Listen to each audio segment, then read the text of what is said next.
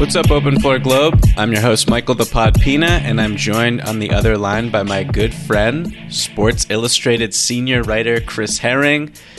Chris, how are you doing, good sir? I'm all right. Ready to dig into some Thanksgiving food, as I think a lot of people probably are at this time of year. We're recording this on a Wednesday, and I believe this will go out on Friday. So as you listen to this, loyal listeners, I will be eating a leftover Thanksgiving sandwich, probably my third or fourth of the afternoon. What is your favorite side, Chris? I love asking people that question. I was having this conversation yesterday. Sides, at least in Black America, the Black America that eats good, sides are better than the main dishes. Like, of course, turkey is okay. Turkey can be fine. I mean, obviously, if you get someone that can throw down, turkey's really good. But I was having this conversation with my sister. Like, macaroni and cheese is the greatest food known to man, as far as I'm concerned. Known to black man. I don't want to speak for everybody, but I can speak for all black men that macaroni and cheese is the greatest. Yeah, I can be monolithic in that sense. Normally, black people are not a monolith. We're relatively monolithic when it comes to that. Macaroni and cheese is really amazing if and when it's done right, and that's pretty far and away my favorite thing. And then I think sweet potatoes and kind of candied yams are probably my second. I've never liked sweet potatoes, and my grandmother used to get very upset because she would make a lot of them, and supposedly they were great. I wouldn't know. I only had it once, hated it, sorry. So that's my relationship with sweet potatoes. Love mac and cheese. Stuffing is my favorite, like, by far. Interesting. I got you. It's underrated. I can eat stuffing year round, frankly. I don't, because I'm not a weirdo, but absolutely love stuffing. It's undefeated, in my opinion. If you're not trying to eat, like when you ask the question of favorite side or favorite part of the meal, if you're not trying to have the side outside of Thanksgiving, then it's not good or it's not prepared correctly. I mean, there's so many options, like mashed potatoes, obviously, are another option. You mentioned stuffing. There's mac and cheese. It's hard to go wrong at a certain point with certain things, but I do always feel guilty because, like, I've gone to other homes the last few years for Thanksgiving, and it's awkward because you get someone and they like make all this food and there's like 9 different things, and it's like anytime you've had to be in a room where like you have to act like you're interested in all the options, you go to a college fair and there's all these schools there. I knew when I was in elementary school I wanted to go to Michigan. So, yes, I'll walk over to your booth, you know, such and such community college, but, like, I'm going to Michigan. If they'll have me, I'm going there. And it's like mac and cheese is that way for me when I get to somebody's crib. It's like the other sides and the other foods are there, but I'm, like, I have to act interested so I don't offend anybody, but, like, that's what I want. Okay. Neither here nor there. Let's talk about basketball. I appreciate that, yes. My next question was going to be about Michigan, Ohio State, but we're gonna discuss that game next week, I think. Obviously. It's probably better that we skip that question for right now. Anyway. Go ahead. Perfect. Until we know the outcome. Exactly. On today's episode, we're going to open up the mailbag to talk Western Conference standings, a Sixers silver lining, the NBA's most and least coachable players, and more. But first, a quick reminder to please keep those emails coming in. openfloormail@gmail.com. That's openfloormail@gmail.com. All right, let's dive right in with a wonderful email from Christine, who writes, "Hey guys, since we're almost a quarter of the way through the season, it's starting to make more and more sense to analyze the standings.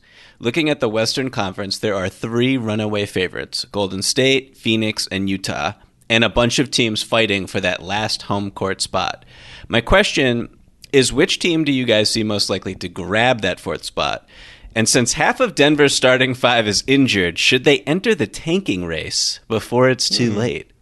So this is a fascinating question from Christine, and she wrote it before PJ Dozier. As we record, PJ Dozier, it is feared that he has torn his ACL. So that just obviously stinks for so many reasons, and for basketball reasons, for real life reasons. We hope PJ Dozier didn't tears ACL as we record this. There's not been official word, but I saw the play live. It did not look good. So the Nuggets. Let's start with the Nuggets. Okay. Jamal Murray is obviously TBD on a return after tearing his ACL last year. Michael Porter Jr. is having this back issue that should really concern the organization, given his health history and, the contract that he just signed. Also, back injuries are just not fun, and we hope he gets better ASAP. Nikola Jokic has been out for a few games with this wrist injury. It doesn't seem major at all. PJ Dozier, as we just mentioned, he's kind of their seventh man right now. Could be out for the rest of the year. The Nuggets have lost 5 in a row. They're now 9-9. That's good for eighth in the standings in the Western Conference, and they have a negative point differential. So I guess I don't think they should tank, of course, because they have Nikola Jokic, who's arguably the best player on the planet and having an incredible season. But just what do you are we giving up on them? Just what is your take right now and your feelings on the Nuggets, and can they kind of climb out of the hole that they're in? I mean, so let's rewind a little bit. We go back to not this time last season, but if we're a quarter of the way through the season almost, we'll say 2/3, 3/4 when Jamal Murray tears his ACL. The conversation that we were having at that time, because they were playing so well when he got hurt, and they had just gotten Aaron Gordon. They had won 6-7 games in a row after getting him, and they were starting to finally, people were finally starting to notice that the Nuggets existed, and this is actually an interesting team. Oh, this is why people have been talking about Jokic this way. Oh, so when up to that point, I think a lot of people had started saying, or at least a lot of people that I really respect, had started to say, watch out for the Nuggets. They're not even a dark horse at this point. They're just good enough to win this thing. And then Murray gets hurt. And then everybody kind of was depressed for a few days because they're that killed any shot they had of winning the whole thing. And then they still reeled off 12 out of 14 or whatever it was after that. Or maybe it was an extension of the streak they're on. I can't remember anymore. But they were still really good. And I say all that to say this. Jokic by himself can carry them. Now, he's not going to carry them to a championship. And with this many people out, I'm not completely convinced that he easily carries them to the playoffs. If Porter's not going to play another game this season, then I don't know. And granted, Porter had been very ugly to start the year. So it's not to say that, the way he was playing is a huge loss for them. But obviously having him out there and his spacing is helpful. So if we're looking at all the injuries they have, it would be hard to get them to the playoffs anyway. I think Jokic could do it. But if you're going to have Jokic back and healthy, I think you go for it with the idea that also Jamal Murray might be able to come back at some point. And so really what it turns into me is it kind of reminds me a lot of in some ways, Steph last season, where he's playing with a group that is, not perfect by any means and not at full strength by any means, but also it's just this guy's got to put his foot on the pedal and go for 40 all the time. That might not be Jokic going for 40, but it could be Jokic going for 28 straight triple-doubles or something crazy that, would be unprecedented. And, I think he has the capability of doing that. Is it in their best interest to have him do that just to sneak into the playoffs? That's maybe the part of the question that Christine's asking, but I think it's a little premature to talk about tanking unless we're talking about Jokic having a long-term injury as well. Yeah, I don't think the tank thing it's way too early for that, and it would be kind of outrageous given just their salary, their payroll, and everything. But obviously, I guess the flip of that is just when we get to the trade deadline, they're not going to make any moves that are to upgrade in the short term. And I think instead of looking at this as should the Nuggets tank, I think it's just more interesting to wonder what might happen if for whatever reason they miss the playoffs and they get a top 10 pick. They have a little bit of luck in the lottery.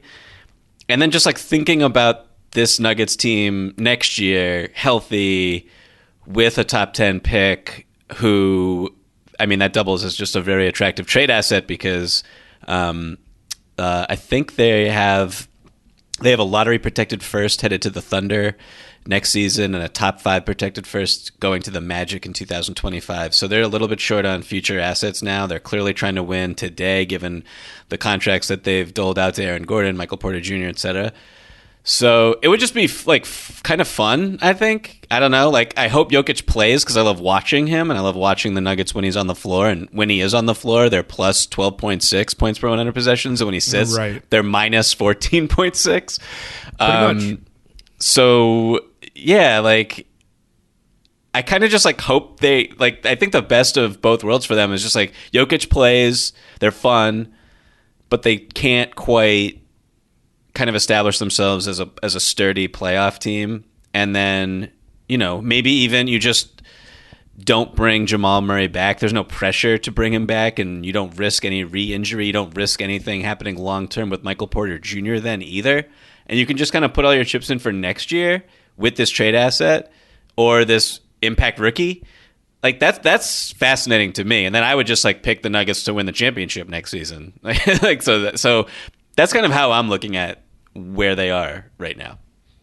Yeah, I kind of forgot too that didn't on our NBA staff, was it 2 or 3 people that picked the Nuggets to make the finals? You know, they were kind of I think for a lot of people, a dark horse pick to do that anyway. So, yeah, I mean, I think you raise a good point that is it even in your best interest to bring Murray back if you're fighting to get into the playoffs? I imagine Murray will want to. Doesn't necessarily make it a good reason to throw him out there. It's really hard. Historically, there aren't that many people that have come back and been super impactful for a long stretch during a playoff run, which is what that would be, presumably. So, or what you would hope it would be. So, I think there's something to be said for the idea of chasing a pick more than chasing a playoff spot. You know, crazier things have happened, though. You know, I'm curious to see what happens. It's not worth it if they're going to be up against a 1 seed. But if, you know, I don't know. The after the first 3 spots in the West, it's kind of weird anyway. And I know we're going to talk a little bit about that. So depending on who you would draw or who you think you would draw in that first round, it could be worth it. We'll see. It'll be interesting. You're leading us right into the other part of Christine's question, which is really interesting. I guess, like, you know, on the matter of, first of all, do you agree that the Warriors, Suns, and Jazz are kind of, it's just set in stone, assuming good health, that they're going to finish in some order 1, 2, 3 in the Western Conference? Yeah, I think that those 3 teams probably do finish 1, 2, 3 in some order. I don't think we know yet whether it'll be the Warriors 1 or the Suns. They're really not that much of a separation right now. What I would say is that I think after that, like Christine is suggesting, it could be anybody, really. I mean, I won't say draw them out of a hat. I do think there's more of a likelihood that the Clippers probably finish 4, or the Clippers or the Mavs. I don't see the Nuggets. I, in a normal situation, would say by far the Nuggets look like the 4 spot, you know, just because I think that they've got maybe the most continuity and you know, high level continuity. Yeah. So, but Chris, real quick. So before we get into the specific teams that can get the 4 seed, who are you counting out already? I think that that's the other part of this, because there are a few teams that I don't think we need to, like, you know, we'll just say the names of some of the teams that are definitely out, i.e. the Houston Rockets. But there's a few teams like at the bottom or near the bottom or maybe punching above their weight right now that are really interesting to talk about. You know, you have, if you just look at the standings right now, you have the Lakers obviously are 9-10 in 9th place. We just mentioned the Nuggets. I don't know how you feel about the Grizzlies. The Timberwolves are fascinating at 8-9 with a net rating that I believe is 5th best in the conference right now, +2. Yep. So, like, of the teams that I just mentioned, are you crossing any of them off, or would you say you be stunned? Okay, no, go ahead, tell me. Okay, let's just get right to it. The Lakers aren't going to finish as a 4 seed. They're not. I mean, we're waiting for them to get LeBron back, who it's not for injury, but the suspension. they're not going to be healthy. I think it goes without saying that they're just not going to be. They've gotten really high-level play out of Carmelo Anthony, which was asking for a lot. Yes, they've got some upsides and reinforcements coming back. Horton Tucker just got back. They're going to get none back. But I think it goes without saying that with Anthony Davis, like, it feels like playing Russian roulette with this man's body every time he's on the floor. That he's like a nick away from being out for the rest of the game, every game. And that's fine. I mean, like, I'm not trying to criticize him. It's just to say that the team is built in a really flimsy fashion from how old they are to, like, who their star players are. LeBron, who at this point is getting more and more brittle, which, again, is not – I'm not saying any of this to try to be critical or to sound mean. It's just the truth. I mean, the team is built around really old players, and in Davis's case, like, fragile players. So I don't think they're going to be healthy enough to do that. I just don't. So I'd be stunned if they finish 4. Aside from the fact that the health questions about them, they also don't look particularly good whenever they're at full strength either. Where they're struggling, and it hurts to be. You can be at full strength, but like you're not at full strength for multiple games at a time, so you have no cohesion for a team that is all relatively new still. And you've got Avery Bradley out there, who, my God, so. They're not going to be the 4 seed. I think that their fan base would be thrilled to even be in that conversation right now, because I think they probably know deep down they're not going to be 4 seed either. So we can throw them out right now if you want to. I don't realistically think that it will be the Grizzlies, but I could be wrong from one standpoint. The one upside for the Grizzlies, they've played a harder schedule than most teams have so far. So I think that bodes well for them. They played that schedule without Dylan Brooks for a big chunk of it. That bodes well for them. And, Jaren Jackson Jr. has been inconsistent for most of the year. So that maybe bodes well for them if you think that he's going to turn it around. I don't know. Huge win in Utah, I got to say. That was very impressive. They've had a number of really nice wins so far this season, which that's probably the upside. Again, they've played more of these games against the top level competition, but it's still impressive that they've come out and won them. So, I mean, I would be a little bit surprised if they finished that high, to be honest with you. But, I mean, there's a chance for it. I would give them way better odds of that than the Lakers. I'll put it that way. So I don't think it will be them, but, like, I think there's an argument to be made. I don't feel great about Portland doing that either. Their upside, obviously, is that Dame is playing better now because he couldn't have played any worse to begin the season. Dame looks good. Dame looks very good. But I just think it's going to be tough. I mean, it's the same issue they've had for 4 or 5 out of the last 5 or 6 years. Their defense is horrendous, and so it kind of leaves them really naked if and when their offense starts to struggle, or if Dame is out, or if CJ cools down, or any number of things. I just think that there's a little bit more balance to the other teams, even the Mavericks, who are not necessarily great defensively. I tend to think that if there's going to be a year where they do it and they finish in the top half of the conference, this might be it. Porzingis is finally starting to put it together. Can he stay healthy? I think is the biggest question, which I always will have a question about that. So for me, I would say the Clippers, to me, strike. And by the way, you mentioned the Timberwolves, which I didn't really respond to. I don't think they're going to finish top 4. Is it realistic that they make the playoffs to play in? They're really streaky too. I mean, which is part of being a young team. What did they start 3-1, and then we didn't hear from them for another 2 weeks, and then they now all of a sudden have won 4 in a row. So I don't feel great about them as a top 4 team. I think that they can make the playoffs or get in as a play-in team or something like that. But I think the Clippers, for me, just from a balance standpoint, and from the standpoint that they also could have a reinforcement coming at some point, regardless of where they're seated, they have the best chance to do something serious out of those teams. And I could still see them finishing top 4 if they do better on offense than they've done so far. Yeah, so I guess I'll start with – I want to start with the Timberwolves, actually, because they're kind of – I'm not, like, picking them to finish 4th or anything like that. If you just look at the standings, they're in 10th place, which isn't great. But then you look at their net rating, as I mentioned, and – they're playing way above that type of record. They're 28th in win differential, according to Cleaning the Glass. So their point differential suggests they should be 10-7 or 11-6. And their net rating it is huge. And their net rating is 3rd best in the entire league over the past 2 weeks. only behind the Warriors and the Suns. So they're playing really good basketball now. They have a ton of talent. I think maybe it's because they're in Minnesota, but like Anthony Edwards it's like kind of coming together for him offensively. Some of his stuff, man. My God. Some of his stuff from night to night is just like otherworldly. He's so much fun. It's so much fun to watch him. He's crazy good. And he takes a lot of pull-up threes, and he's hitting them at a decent rate, actually, which is great. I mean, he's more accurate on pull-up threes than catch-and-shoot threes. And, I think earlier in the season there was a big issue with their crunch time offense and Karl Anthony Towns not getting the ball enough.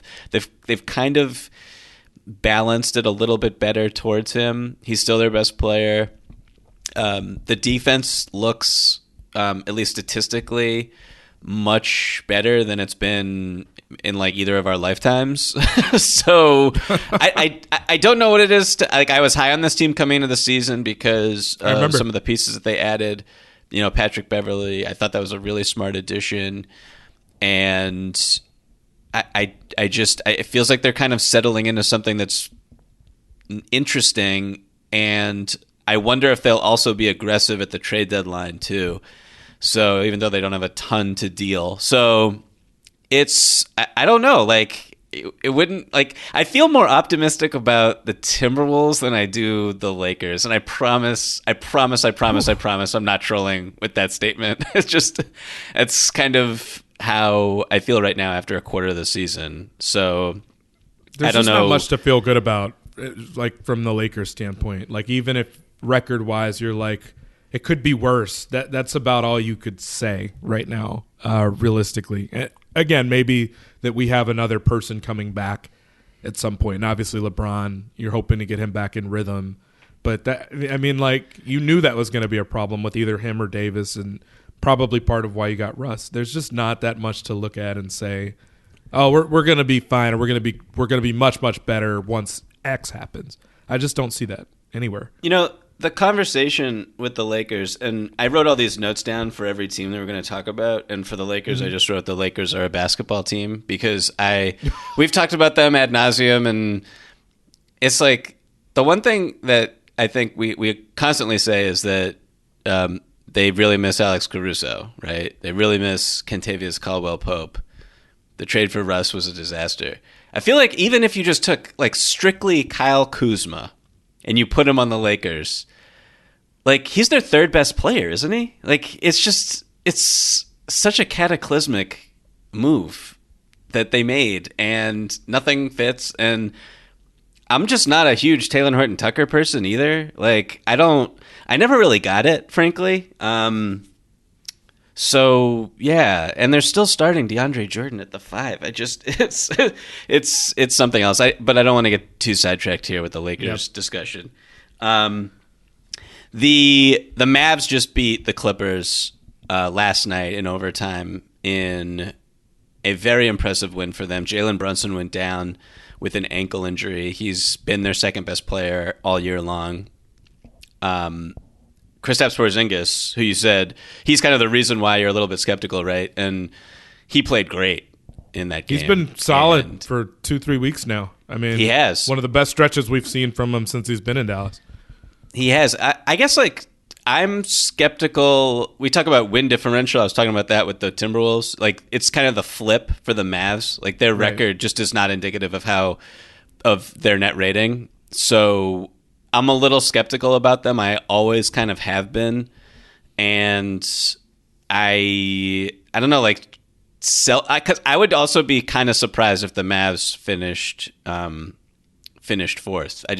I think there's a possibility there, but I like the Blazers more than them in this kind of conversation. Sure, I definitely like the Clippers. I'm not entirely sold on the Grizzlies yet, although I don't know. I feel like their defense will come around a little bit eventually. It can't be 30th in the league all season long. That's just not going to happen. And they have one of the most exciting, thrilling, just inventive players in basketball. So can you just sell me on the Mavs? Tell me, what am I missing with this basketball team, I guess? I think part of what you and I probably neither one of us likes is the style that they play with. Even when you just kind of heard Jason Kidd talking about it, you were kind of like, like it's not modern basketball necessarily. Part of what we've gotten used to with them and why I think it's gotten difficult to kind of pick them as the team that you feel like is really just going to tear the league up is that it turns into Luka versus everybody else, particularly when Porzingis is not playing well or when he just kind of shies away from the action where he just stands in a corner. And, you heard Kidd talking all offseason about the idea that, like, he's going to be the unicorn again. He's going to go back to being a unicorn. This is unicorn remix. I guess he never said that. And I'm glad he never said that because that sounds so corny. Anyway, but there was a lot of Porzingis just, banging around in the mid post, which he's never been particularly great at, with guys smaller than him trying to defend him in the post. Porzingis, I've written about this before, has the really low shot angle. For someone of his height, he got more shots blocked from mid-range than anybody else in the league over the course of a year or two, despite being the tallest player in the league. So he's convinced that he can make these shots because he makes just enough of them, but like they're still not efficient looks for him, and then not the best looks for him. And that he's just has never been as great as you would expect with Luka. Kidd I think he kind of promotes the inefficient style of play because I don't know if it's like that he wants to prove to Porzingis that he can do it, that he wants to instill the confidence that he can do it. And so there's a lot of offense sometimes that kind of looks that way, that KP scores off of. And sometimes when he really has it going, the shot goes in a little bit more often than normal, but it's still not maybe the look you would want. And I think we look at a whole lot of that offense. So if I'm selling you on something, maybe it's the idea that like you, me, and other people that kind of view the game we do or like are paying too much attention to kind of that part of it. The idea that like it's not the most aesthetically pleasing thing. I would go further and say it's not just aesthetics. I think it's also that it's like, statistics show that probably is not a way to win you a title. It may not even be your way to a 4 seed. There's certain things that at some point kind of have to break differently. Like Finney Smith last year was just killing it, as one of their wing options that I think you're going to probably need more from him. I think that, it's probably not realistic that Brunson will be what he's been so far all year. Hopefully he's not injured and out for too long. But, there are certain things like they're going to have to get more from the other two guys, from these two or three guys. You need other guys to step up. I've been dying for Hardaway to become kind of more of a playmaker for people other than just himself. It probably won't be this year, but they really, to me, I think we were talking about this a little bit the last podcast, that to me, I think they need one more guy who can create a little bit more. It's not 6 feet tall. And Brunson, like if it were Hardaway, it'd be great. I feel like it probably needs to be an outside guy, but I think for the main part, just to your question, I think that we're focused so much on how it looks, and the Porzingis offense sometimes is really not pretty when it's not just a straight pick and pop. When you're trying to go into him and post him up, it doesn't look great. It's gotten them results enough of the time to where it's worked, but like you said, what you're looking at is the expected win differential. Like, I think there's some stuff there and some writing on the wall there that they're probably not going to finish 4, but there is a chance for it. Yeah, so the on-offs with Kristaps are really, really, really ugly. They have a bottom 5 offense when he's on the floor, and I'm not smart enough to do the math in my head right now as I'm recording this with you, but a much better offense, 8.6 points per 100 possessions better when he's off the floor, according to Cleaning the Glass. So I think that's just like what I'm seeing is reflective a little bit in the numbers, and despite the fact that Kristaps gets individual numbers and is getting them pretty great, and like every time he hits like a pick and pop 3, it looks good and it looks clean, and we know that those can get taken away against certain defenses. Right. So I don't know. I really appreciate your pitch, but I'm just like, I can't It wasn't. It wasn't all a sell job. Like some of it was just like, man, it wasn't. I don't trust this either. But I think you hit the nail on the head a lot more concisely than I did. Like a lot of their guys after Luka don't really create well for other people.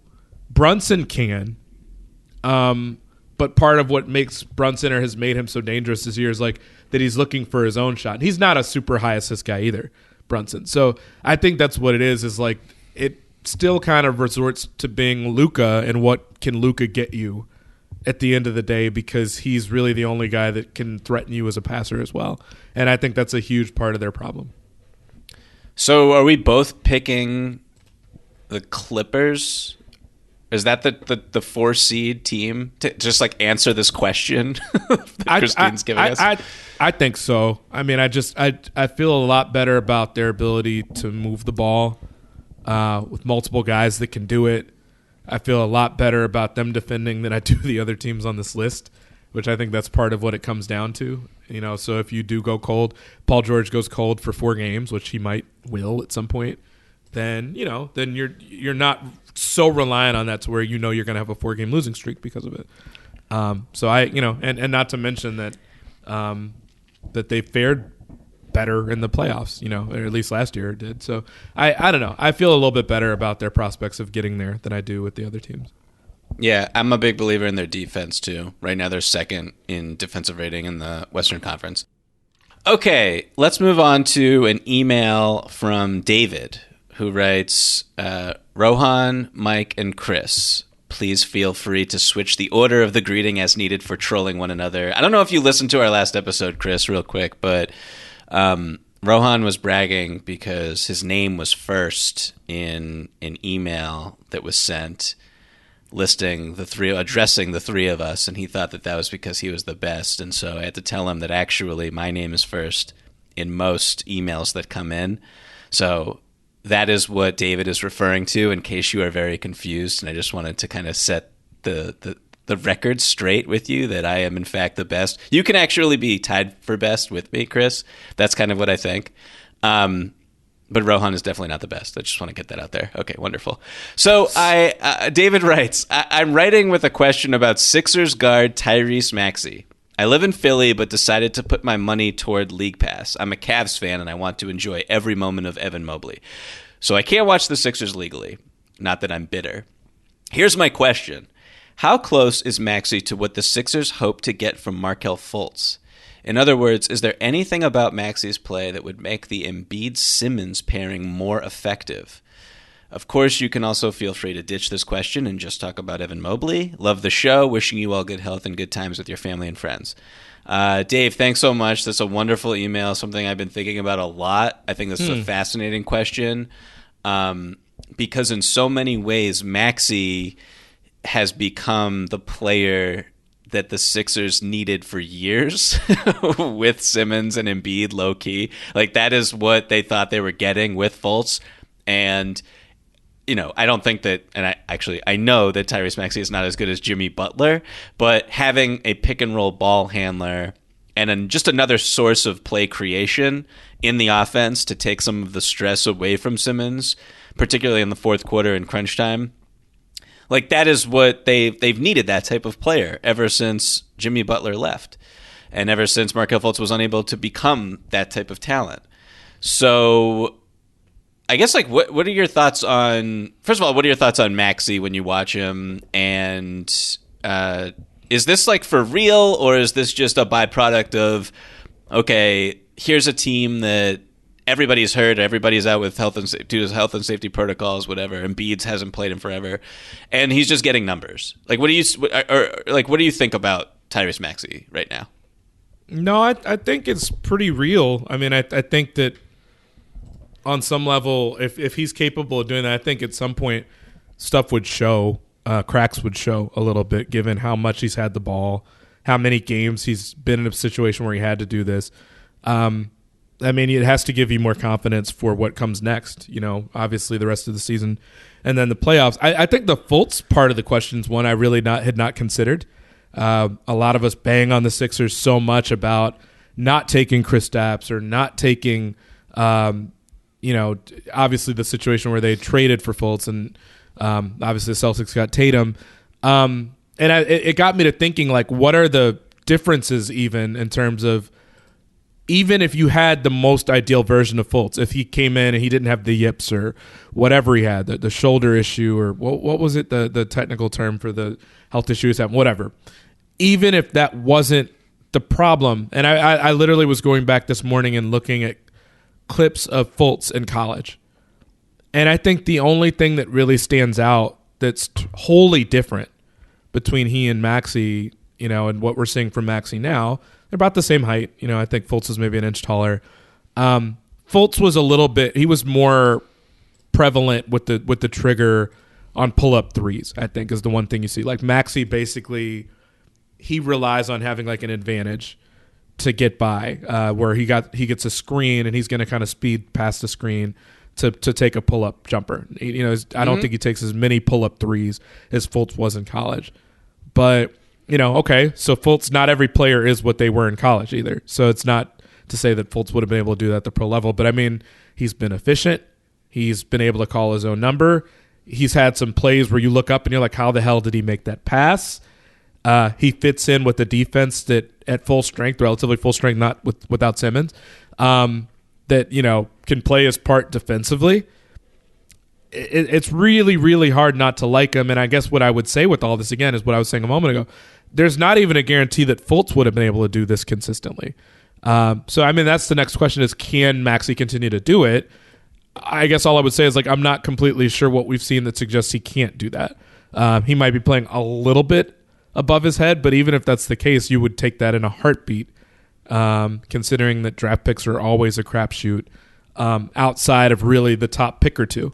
And as the Sixers have found out the hard way a couple times now, even when you've got one of those first couple picks, you still could kind of botch it, or something can go wrong. So you have to be thrilled with Maxey right now. And the question's brilliant, I think, because I don't know that you're seeing a ton of differences between what Maxey's been and what you were hoping that Fultz would be.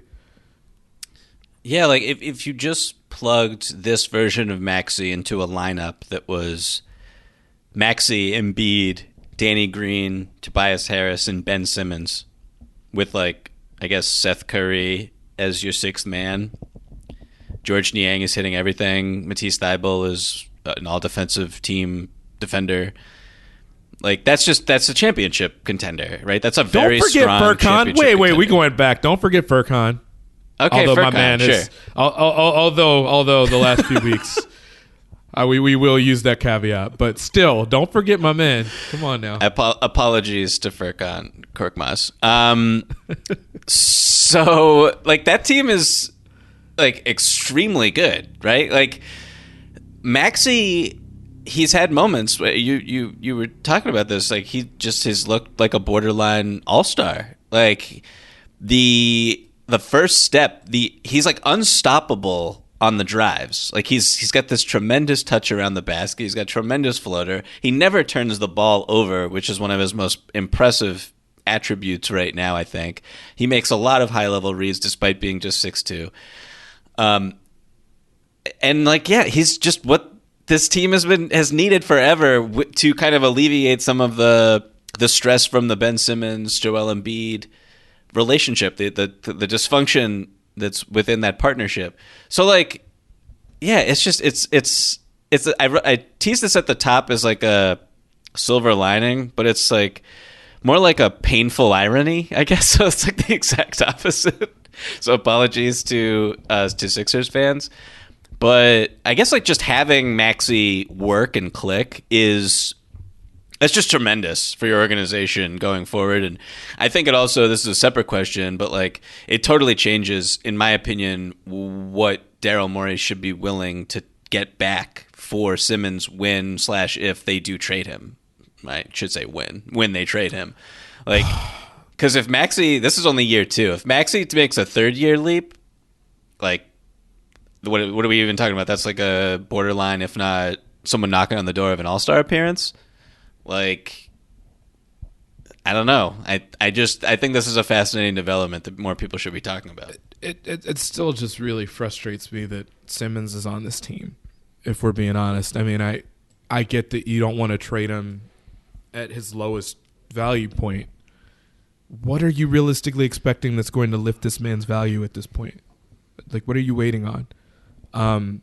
It's very clear it's just going to be a nasty he said about everything from last year's playoffs to Ben Simmons' mental state and everything else, and Ben Simmons having cell phones in his pocket at practice and everything else.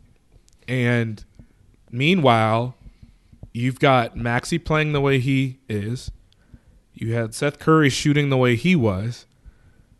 You know, you had a team that up until a week and a half ago or whatever it was in first place in this conference, playing above their heads for a team that I said all along I thought would still be pretty good if Embiid were healthy. You still have a team that could potentially be a championship contender if you trade Simmons for the right pieces.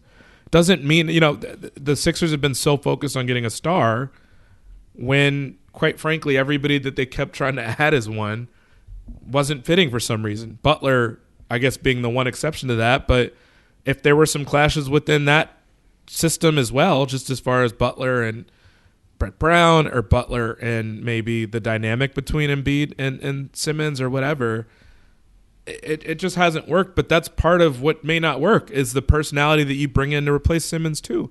Just go get talent for the man. I mean, for years I've always said that I think one of Daryl Morey's biggest pitfalls is that he doesn't take into consideration the emotion and like the attitudes and the personalities of the players. We've seen it repeatedly with Houston, where he just would swap guys out that had a really big reputation for the moment. Jeremy Lin was there. Dwight Howard was there. Obviously Harden and Chris Paul and Russell Westbrook. And it just kind of becomes this roller coaster of like, we're going to swap this in, swap this out. And it's not the way that business is normally done in the NBA for guys of that caliber, of that name recognition.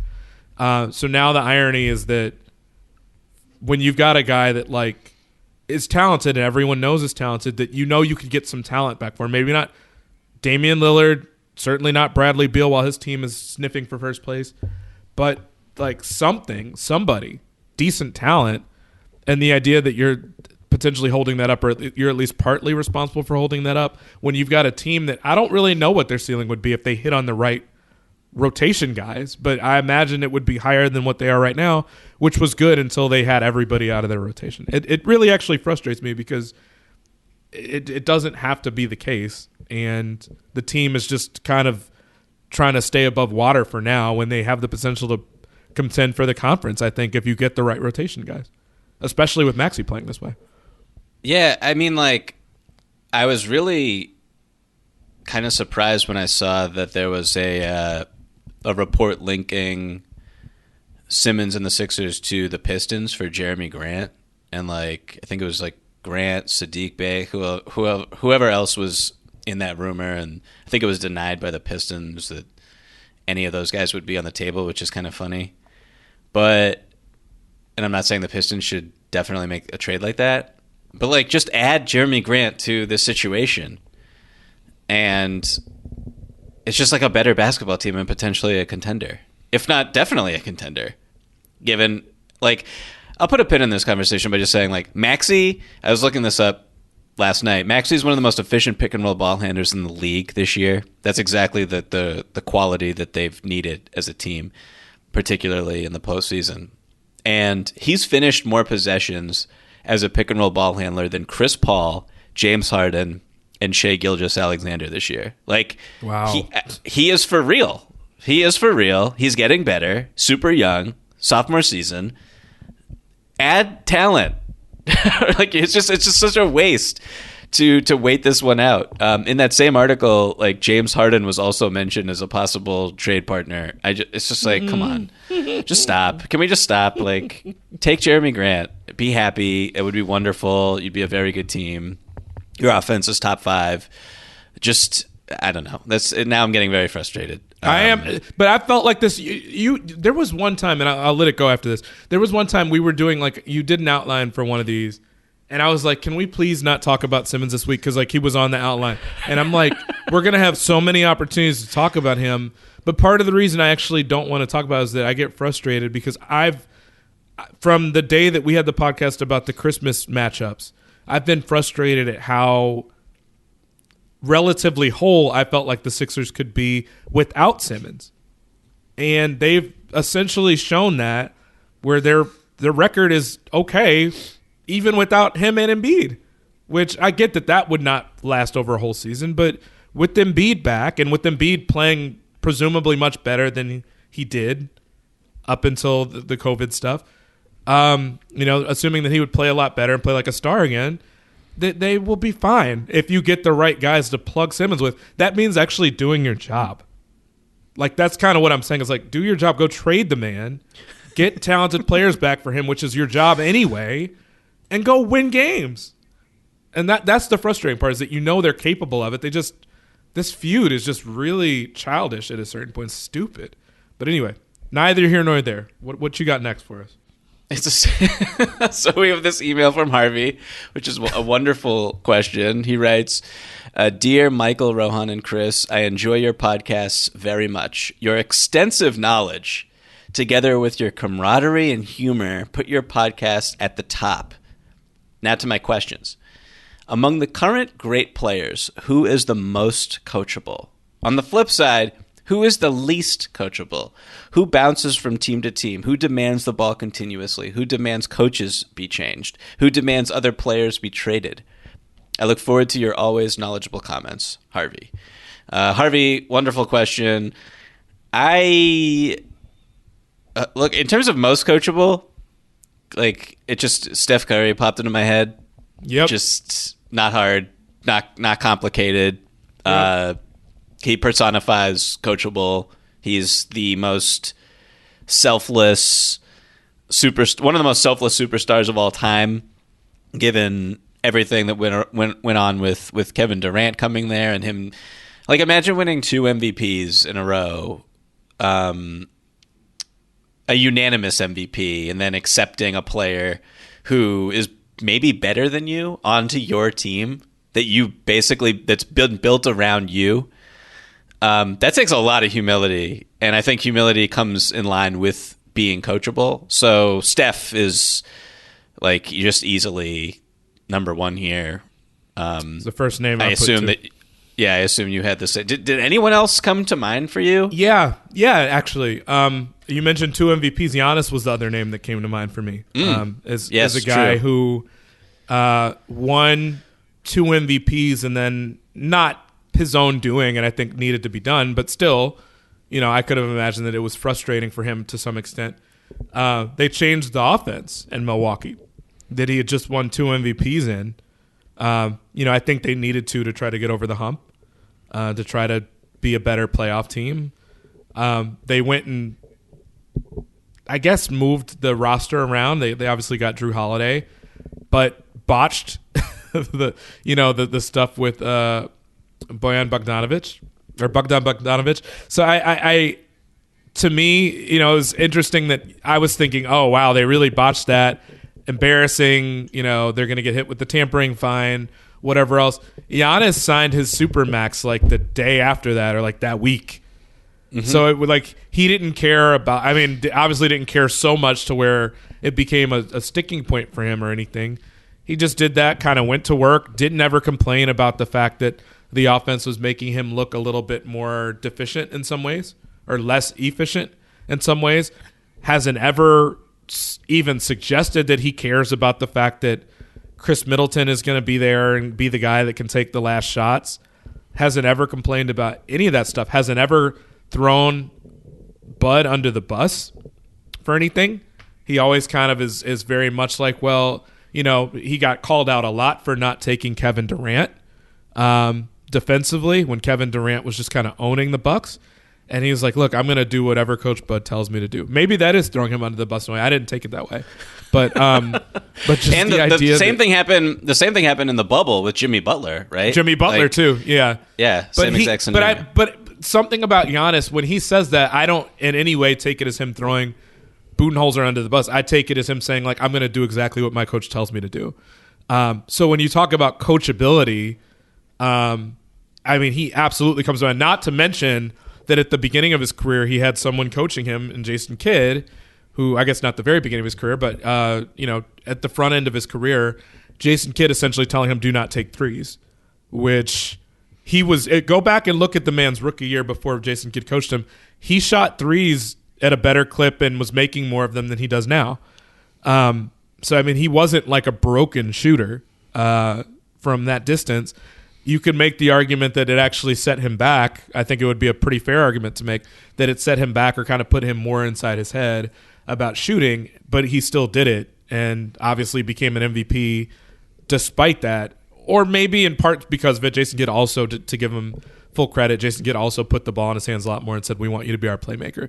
So, there's pros and cons from it. But my point is to say that he's been willing to take on those challenges. He's been willing to just kind of listen, maybe even at times where it might not have been the best thing for him with every single step. He did it, and he always is willing to kind of acknowledge where those ideas came from and why he was willing to take the advice. So I would put Giannis on the list, but I would say Steph, given the KD thing, I would put Steph at the top and not think twice about it. Yeah, Steph is the Tim Duncan of his era in this regard, absolutely. So for flipping this question on its head and talking about the least coachable guys, I mean, like, we should be clear, these are not bad. Like, being not coachable does not mean you are bad. You're not a bad person. I just want to get that out in front here.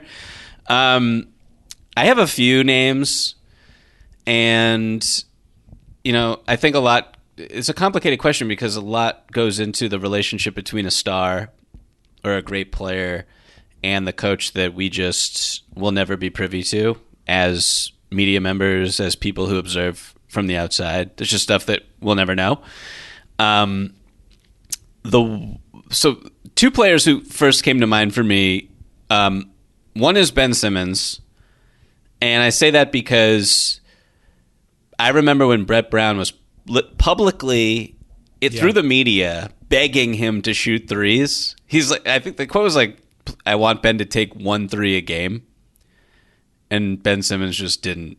He just never shot threes for reasons that are, I think, right now kind of clear in the sense that he just doesn't want to embarrass himself. And he believes that shooting is damaging to the team as opposed to a step towards making your team even more potent. And Brett Brown was unable to get through to him in that regard. Doc Rivers, who is well reputed in his ability to communicate to players and relate to players, was unable to get through to him with that, clearly. So I think that Ben Simmons is an unbelievable talent. I think with this, in this specific context, he's just difficult to coach. And it's hard to argue against that. Yeah, I don't think you could argue against that at all. And certainly, this goes back to, I think, the biggest critique, question, whatever you'd want to call it anyway, about Simmons to begin with, is that normally guys that you're having this conversation about are more talented even than Simmons is. So it's not just that he's potentially not the most coachable. It's that normally the guys that are less coachable than him are like multiple-time All-NBA guys, where Ben Simmons is like, he might be one of the 30 most talented players in the league.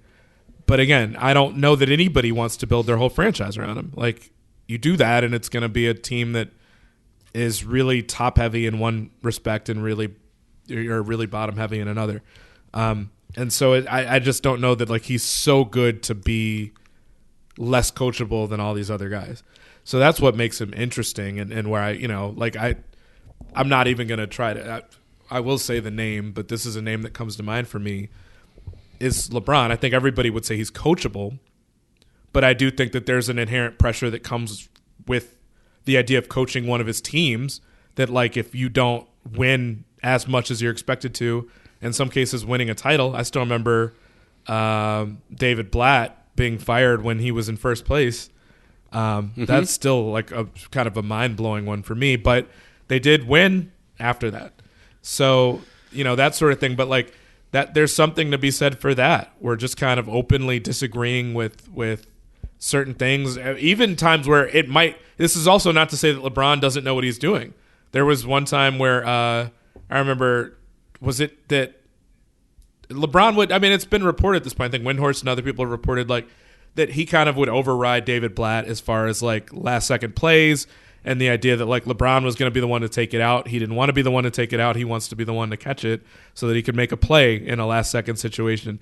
The idea that Ty Lue, overrode David Blatt to not call timeout in a situation in that Bulls series several years back because it would have resulted in a technical foul. And then the idea that LeBron wants Ty Lue essentially to be the coach. So, like, it's not to say that it makes LeBron an asshole. It's not to say that LeBron's wrong, because if that's what LeBron sees as best and he's the best player in the world, I think most people can understand that. But between the idea of, like, him taking it upon himself to call out teammates, whereas, normally you don't see that. Normally a coach does that, if anybody, with the idea of saying, the idea of fitting in and fitting out, the whole Kevin Love thing, and just kind of, there are mind games that LeBron would play every now and then that kind of felt more like what Phil Jackson was doing. So it's not to say that like LeBron can't be coached, but, if we want to go one step further, I think it's been out there that it was pretty clear that, didn't LeBron want, was it that he wanted Riley to come down and coach the team shortly after Spoelstra? I'm not making that up, am I? That's been reported somewhere. No, I believe that's been reported. It was when they were like 500 after, what are they, like 17 games or something like that? Yeah, something like that, like 18, 19 games. Yeah, so I mean that's whether it was that he wanted Riley to come down or that he just didn't want Spo to be the guy. That there've been times where LeBron's not patient, and there is part of me that when I look at stuff like that, I do wonder a little bit, like, even if LeBron did have a lot of input here and it was his idea, I think the Lakers still deserve criticism for the idea of, like, Russ. Like, if that was something LeBron wanted, it's not coaching necessarily. It's not like whether Vogel finds him to be coachable. It's just kind of like LeBron. I think it's well established that LeBron has had way more of a say and got way more of a say in a lot of these decisions, or wanted a lot more of a say, or made it known that he wanted something in a way that goes beyond even what a coach would be able to suggest sometimes. So that's what I mean by it. I don't mean that he's difficult to work with for coaches, but absolutely it turns up the temperature on coaches, I'm sure, just by LeBron being LeBron and who he is. Yeah, there was that instance during Game 7 of the 2016 Finals, though, where Ty Lue actually, it was famous because Ty Lue challenged LeBron at halftime in front of the entire team. And I don't know how many coaches have ever challenged LeBron James in that way, like Ty Lue did. Our producer Shelby writes in right now into our little chat box here, Latrell Sprewell, which I thought was just a fantastic suggestion by Shelby. I was trying really hard not to laugh when he typed that. Good Lord. So I can imagine that he might be the least coachable. Yeah. Had to mention that one. That. Yes. I think just generally coaching superstars is really tough. And yeah. I wonder, staying on with the Lakers for 2 seconds, like, where do you put... We'll keep this brief because we have one more question we want to get to here. But Anthony Davis, just like...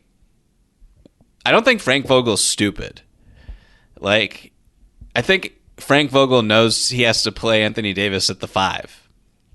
But Anthony Davis doesn't play the 5. So how do you... Like, what is that all about in terms of this context of being coachable? If I don't know if Frank Vogel's ever...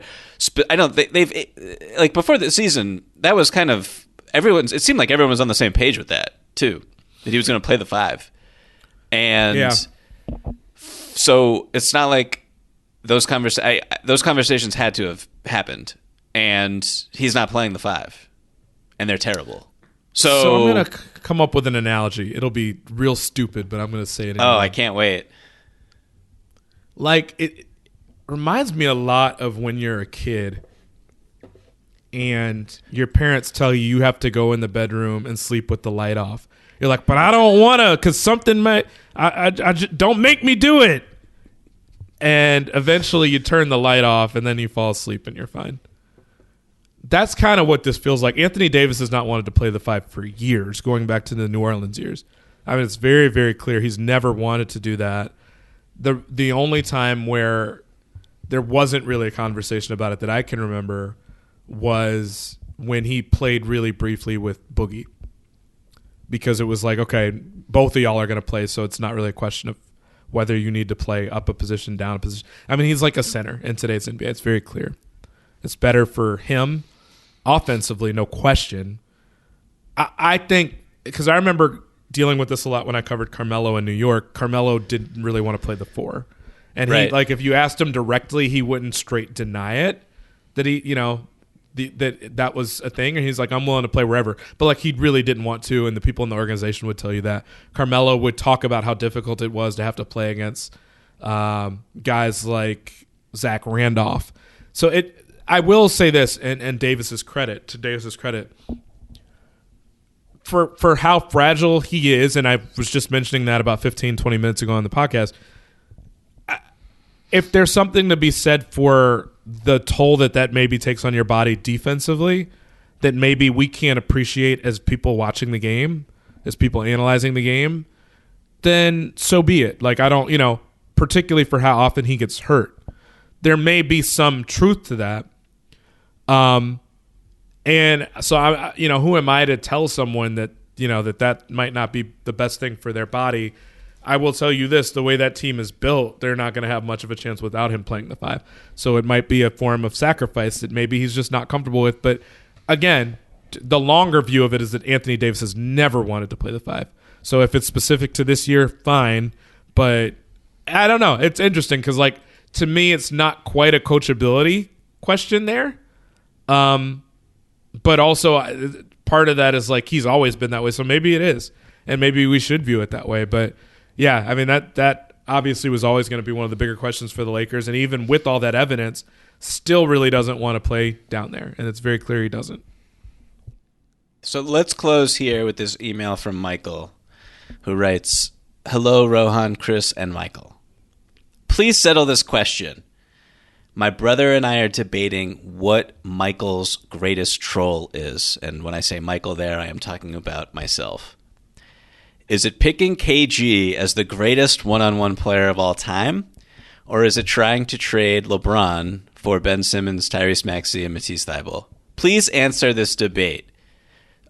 Chris, I cannot answer this question because I do not think I am trolling with either of these opinions. That's for the record. That's what I was going to say. Yeah. what were you going to say? I know you well enough to know that neither one of these were trolls. And I certainly, I mean, like, I remember us debating the first one when you and I were podcasting. So, like, you took me, to me, a troll is like you say something and then when you ask them for an explanation or a why, that they don't have anything to say, really. They were just literally just trying to tweak you. What I appreciate about you, and it'd probably not be Rohan's favorite thing to hear, is that when you say this stuff, you have like legitimate basis for what you're saying. The KG thing made sense to me. It's probably not the direction I would have gone in, but also if I have a hard time responding to you to say why that's dumb or bad or silly, you know, like KG is not who I would take, but also when you laid out your reasoning, I was like, ah. So I will say, for the sake of the question, the second one, I don't think it's more of a troll, but it's the one that I have a harder time buying with all the questions we're having about Simmons and the fact that, like, Maxey does seem like a very sure thing, but, you know, crazier things have happened. Some guys regress in a third year. And Thybulle is still a guy that doesn't score very much. Great defender, but, you know, may never be a guy that is even an average scorer in the NBA. Who knows? It's early. So, yeah, that idea is crazier to me than the first, but I see where your head was for both questions or for both ideas. And thank goodness, in all seriousness, thank goodness that we have people that think that way, that think outside the box. I always say that my answers sometimes are a little bit boring just because, you know, I think they're thought through, but I think sometimes they're boring and they're just more rational. Sometimes being irrational but having those thoughts and raising those questions actually makes you think a little bit. And you're like, you know what? Yeah, KG would be really hard to play one-on-one because this dude would get in everybody's head. And was also like a top 25, 30 player of all time who had a different skill set than just about everybody. So it doesn't make it crazy. It makes it different. So I just want to say real quick, the context of the LeBron for Ben Simmons trade was like, if he is in this decline and it looks like the Lakers are 100% not going to win the championship and their future is just on fire and they don't want to waste Anthony Davis's prime, the rest of Anthony Davis. That was like the context of that trade right there. So I just want to be on the record there with that. I do not think that the Lakers would just like trade LeBron for Ben Simmons, Tyrese Maxey, and Matisse Thybulle tomorrow and like think that they're better. Like I'm not an idiot. Like I know LeBron is terrific. Let them get another 10 games and then you'll be able to do that because like we said, the 4 seed already looks real unlikely. I mean, we could talk about the championship, but I think you and I both know which direction we'd lean in that. It's not completely out of the question, but it certainly does not look likely. And I don't see any way. I don't even know what deal you swing to make it look likely this season. I just don't. Exactly. That's exactly that was my point.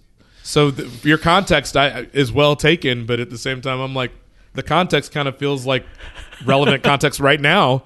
So anyway, yeah, I hear you though. I hear you. Well, I think we should wrap it up there, Chris. This was a very fun episode. Thank you so much to you. Thank you so much to all of our loyal listeners. Please keep the emails coming in the days and weeks ahead. Openfloormail@gmail.com. That's openfloormail@gmail.com. You guys have been so wonderful. I am thankful for the Open Floor Globe in the spirit of Thanksgiving. The emails, the feedback, it's always so nice and warms my heart. So thank you to you guys. Everybody, please stay safe. Everybody, please continue to enjoy the NBA season. Whoa.